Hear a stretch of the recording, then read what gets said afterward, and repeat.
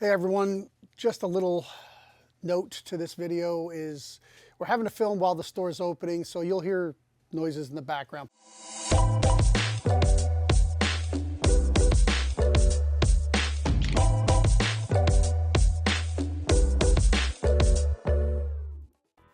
Hey everybody, welcome back. We're going to do a shout out like I talked about.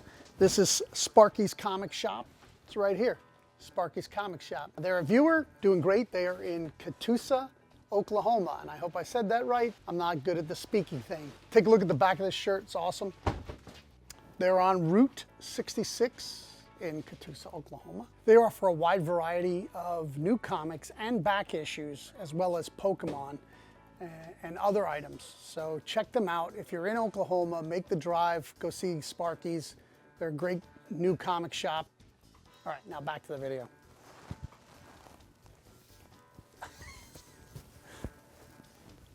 Oh, I'm gonna have a Elon Musk moment.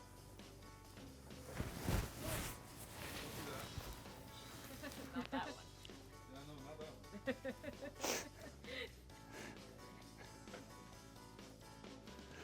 All right, now to the video.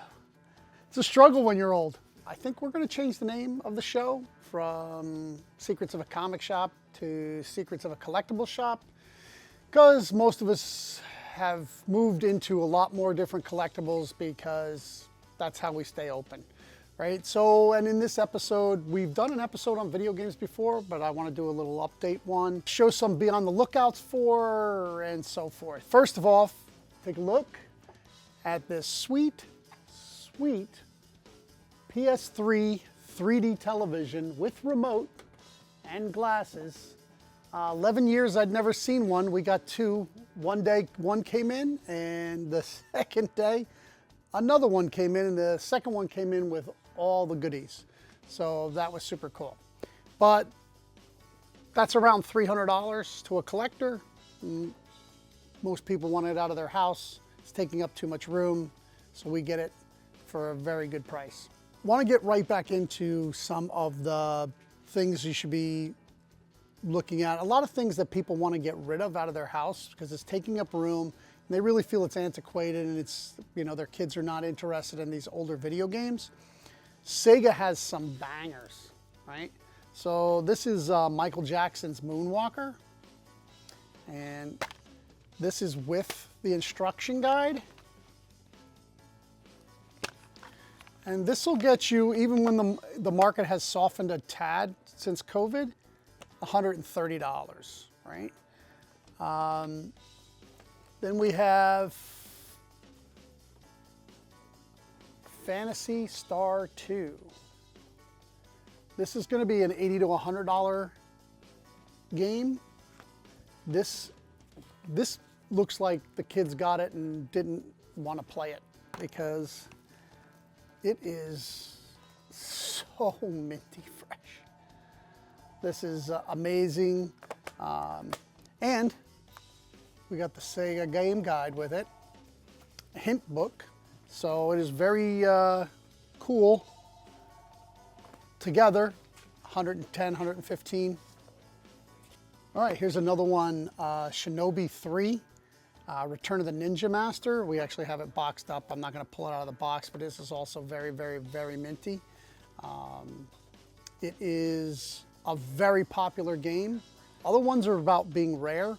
This one is not only about being rare, but also about being super popular. This is one of their Sega Shinobi. I remember playing it myself in my late teens, early 20s. A lot of fun this game was. I've been told that there's other versions of it that has licensed, American licensed characters in it, which they had to remove, and that there are some out there. I don't know if this is in there or not. We're gonna have to check it.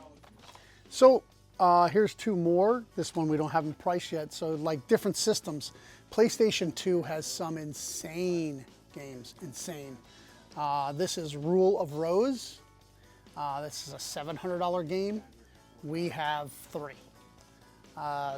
This is Shadow the Hedgehog 2. This is on GameCube. GameCube games are very, very good. It's one of the collections we're always looking for because it plays on GameCubes and it plays on Wii's. These are pretty hot. When we get them, they sell very fast. This is another, when you see that Shadow was in the movie, the new Sonic the Hedgehog movie, they bumped this game a lot. So it probably was like a $50 to $65 game. Now it's a $100 game. A little rare, but not that rare. I mean, this is like our third or fourth one that we've had.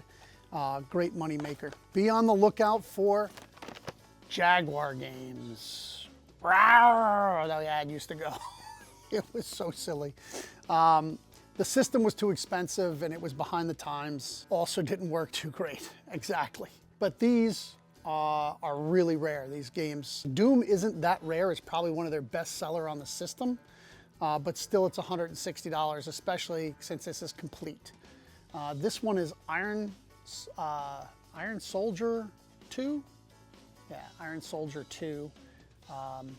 $130 to $145 game. We bought this and you know, other dealers bring me stuff and they know what I pay, but I always have cash and I always pay on the spot. So these are some games you really need to be on the lookout for, and not just these games. Just look for the word Jaguar. I don't think there's any game that's a $10 game. I think they're all 20, at least 20 and up, and some are ridiculous money. And another way you can make money on these is not only the cash of the sale, but trade bait. A lot of people don't have, we had a Panzer Dragoon Saga. Yeah, Panzer Dragoon Saga on Dreamcast or Sega Saturn, one of those. Sega Saturn is what I believe it was. So it's a $900 game. We had a lot of interest. Everybody wanted it, but really nobody wanted to pay $900. So, you know, some big collectors, they keep buying games even though they already have them, for trade bait, for a lot of reasons. For selling it when they need it, when they find a game cheap that they know is a good game, they'll buy it because they're in the know. So I had somebody, now I paid 40%, which was about $360 for the game. And then somebody traded me $1,800 worth of merchandise because we give 50% on trade. So instead of making $540, I made $1,540 when I sell the rest of the stuff that I got in. Easier selling stuff on, you know, not a $900 game, which is sometimes very hard to move. Think about this in your collectible game when you're running your store. Taking in trade of multiple items for a big value item that is hard to move. There are a lot of comics that fit into this that have high value, but do not move very fast. Think about when somebody's looking at it, offering them trade. Hey, what do you got? Maybe you want to trade something for it. If you're getting $30, $40, and $50 items and you're getting multiples, that will sell quickly off your wall because they're in a price range that people can impulse buy. It's might be a good move to move out of the high-end stuff into a much lower end piece, multiples of a lower end piece. One of the other things is that keeping it, we try to keep this all in alphabetical order, unlike how I've kept my comics. The inventory on this is actually a lot less. I'm not able to buy new video games. The markup on new video games is about 80 cents. If you can find a distributor that will give you ability to sell new video games when they come out, the profit margin's just not there. It's a loss leader. It's something to get somebody through the door. And although I do like to build traffic, I can't lay out $79 or $78.10 to make 90 cents on the sale. So yeah, we keep all this, and they're super popular, especially Super Nintendo and N64. We also have plenty of regular Nintendo systems, and we carry as many systems as we can get. We've stopped carrying newer systems because we have a glut of them currently. All the cartridge systems we'll buy no matter what. Xbox, the original, the OG Xbox. They don't go for a ton of money. You know, we get like $100 for them. They probably cost us $30 to $40 for them, depending on the condition. Also, if you're a store, collectible shop of any kind, you have to manage the condition they come in, right? You have to take that off the price. If it's going to take you an hour to clean it, what would you pay yourself for an hour of work? That has to come off the top. then you pay your 40%. Your 40% does not include that. Your 40% is just for the value of the item.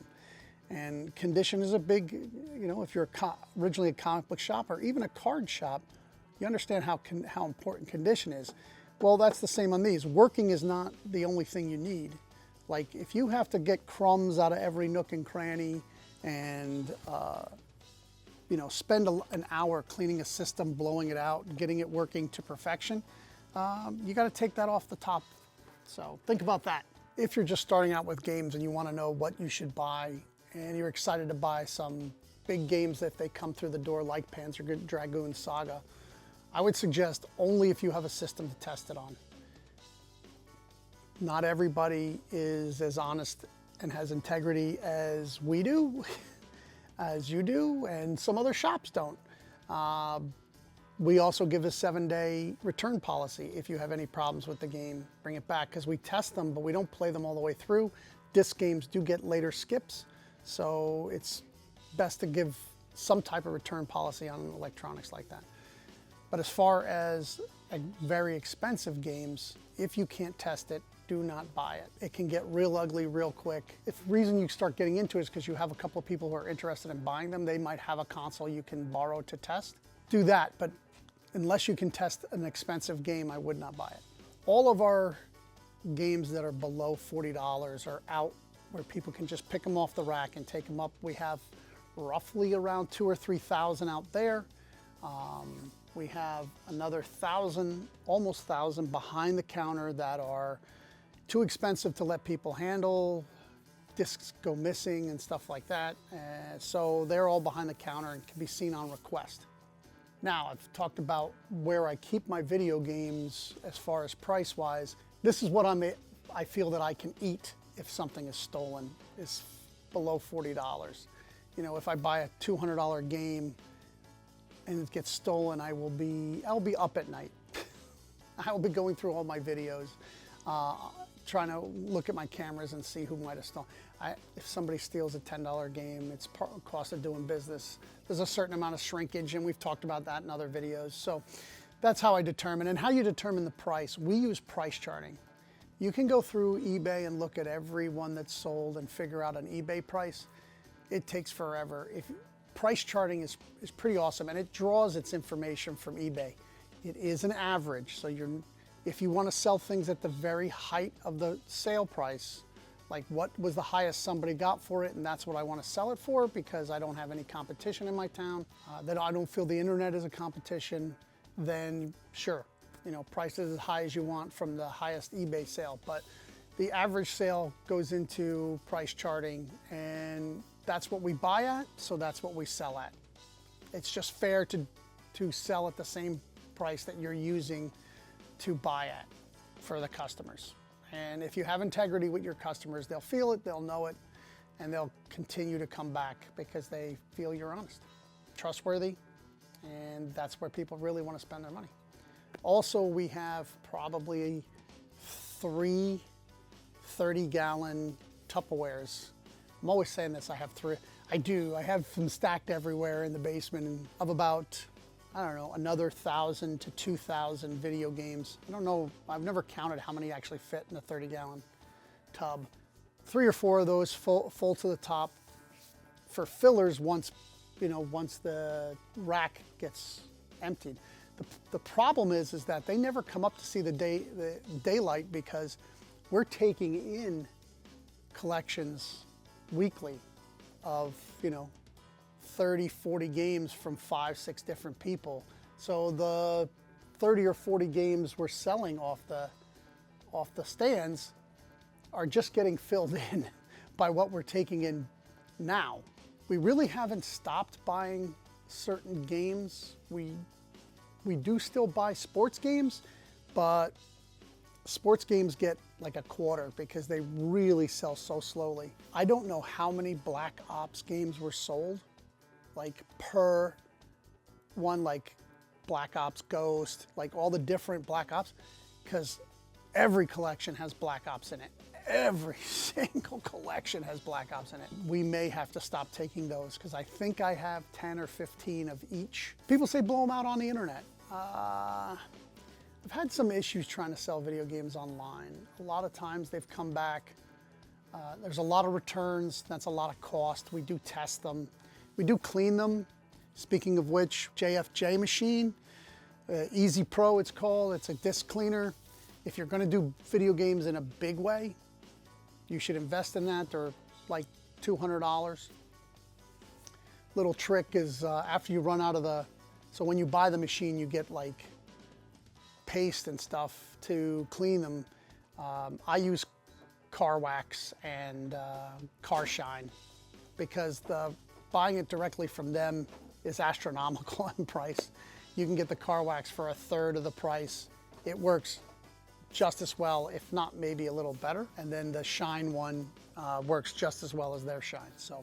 So when you are buying your disc cleaner, a little disclaimer, you need to make sure that it can do what you need it to do. Some can do Blu-rays, some can't. Some are good for DVDs and video games. Just make sure you look around, watch some videos, other YouTube videos on disc cleaners. That's what I did. That's how I picked mine, and we're very happy with it. Maybe we'll make one. One other thing to worry about when you're buying games is fakes. Because these games have gone up so much, you can buy most of these games on Alibaba or AliExpress. Pokemon Emerald, Greenleaf, Red Ruby. These are all big handheld games that go for a lot of money, and you definitely have to know what a fake looks like. There's a lot of videos. We've done a video, I don't think it's up anymore, but there is a bunch of videos on that. We would do a video. If anybody is really interested in it, please let us know and we'll make one about how to find fakes in the video games.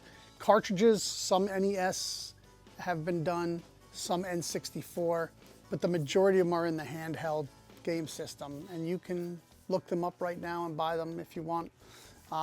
They're basically emulators, mini emulators. So. And they usually work in the system, so it's not like, oh, I plugged it in, it didn't work, it must not be real. No, you really have to watch these videos. It's pretty intense with some of the things you have to go through to find it. It's sticker placement. You know, in the early days, it didn't say Nintendo on the back. That was a dead giveaway. But as they make them, they get better at making them. It's the same as fake Pokemon cards and fake Magic cards. You should, if you're going to buy and sell those, you should definitely watch videos on how to find those.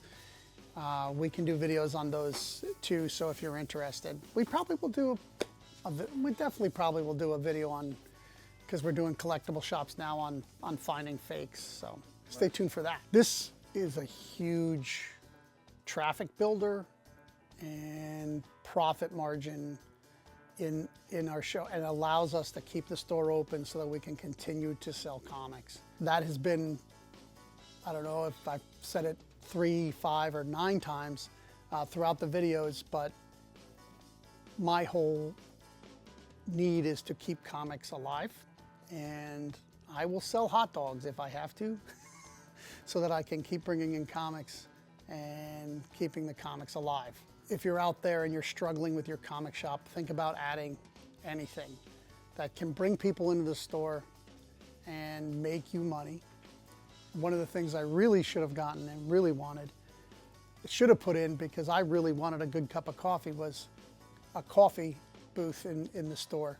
But I didn't want to deal with, New York has a lot of very strong laws from the health department, which are important. I get it, all right, it's important. But I didn't want to deal with them while trying to deal with a business and running and actually working a second job and all that. So we didn't end up doing it. But if you don't have one near you and you can put it in.